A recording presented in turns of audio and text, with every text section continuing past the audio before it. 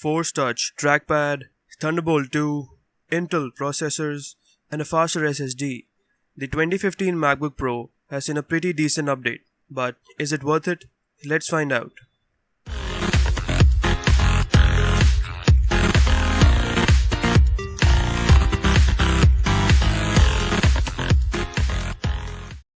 The design hasn't changed much from the previous gen.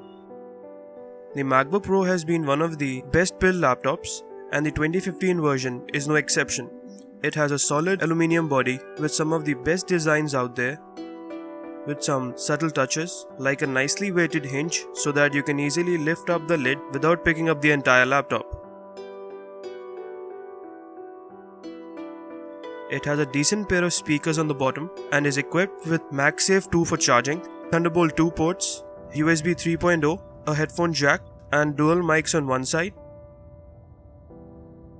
and on the other, SD card reader, HDMI, and a second USB 3.0 port. The keyboard is pretty good, but the key travel is on the lower side and that could have been improved. But it is nicely spaced and keeps the backlight, which automatically turns on in darker environment. What is completely new for the 2015 version is the Force Touch trackpad. With this trackpad, you aren't actually clicking anything. Below the trackpad is a Haptic Engine which creates a haptic feedback which makes it feel that you are actually clicking it. Since it is software controlled, you can adjust it from light to medium to firm depending upon your preference. With the new trackpad being controlled by both software and hardware, you can add many more gestures or even use the built-in ones. The display on the MacBook is a 13.3-inch IPS display with a resolution of 2560 by 1600. It has got solid viewing angles and is very good to watch movies on. OS X scaling is far better than that on Windows. It scales the resolution by double, but keeping the screen real estate as a 1200 by 800 display by default. You can adjust this up to 1680 by 1050.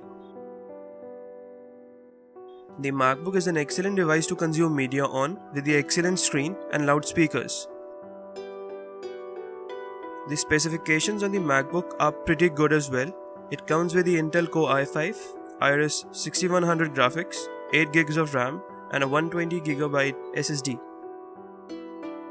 The MacBook handles light games such as Minecraft easily, but with heavier titles, you'll need to tone the settings down a bit.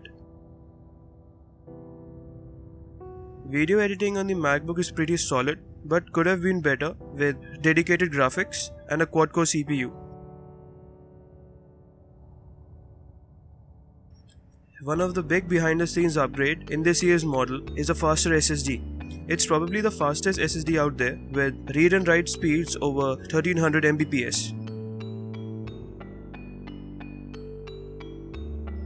Battery life isn't too bad either. With lighter use like browsing and listening to music, you should expect around 9 hours of backup, but with gaming and video editing, it comes down to 6 hours.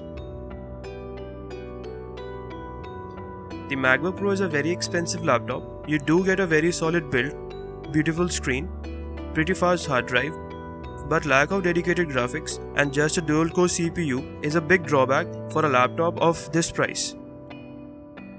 So if you're looking to buy a MacBook and need that extra power, going in for the 15-inch model makes a lot more sense since it has a quad-core CPU and even dedicated graphics depending upon the model you pick. So this is it from the video, guys. Hope you liked it. If you have any questions or need any advice, use the comment section below. This is Sahil Sethi from TechTube, and I'll see you guys later.